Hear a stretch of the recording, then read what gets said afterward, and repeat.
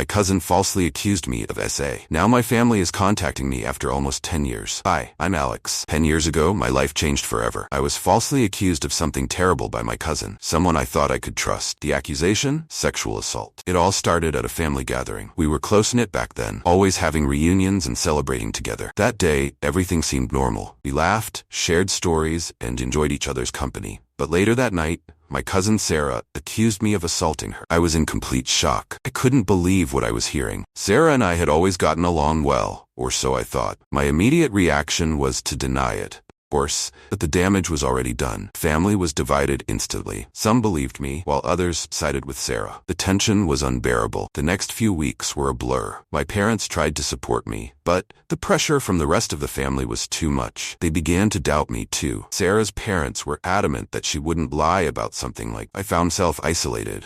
Not just from my extended family, but also from my closest relatives. I decided to move away, hoping distance would ease the pain. I started over in a new city where no one knew me or my past. I built a new life, made new friends, and tried to forget the nightmare I had left behind. The scar remained. I missed my family, but I couldn't bring myself to reach out. Betrayal was too deep. Years passed, and I eventually found some peace. I even started a family of my own. But every now and then, the memories would resurface, and I'd wonder how my family was doing. I longed for reconciliation, didn't know how to approach it. Then, out of the blue, I received a message from my mother. She said they wanted to talk. My heart raced as I read her words. Why now? After all this time? What had changed? I agreed to meet them. When I walked into the room, the tension was palpable. My parents, siblings, and even Sarah were there. My father spoke first. He apologized for doubting me, explaining that new evidence had come to light. Sarah had admitted she lied. She had been going through a tough time and sought attention in the worst way possible. I was stunned. Anger, relief, and sadness washed over me all at once.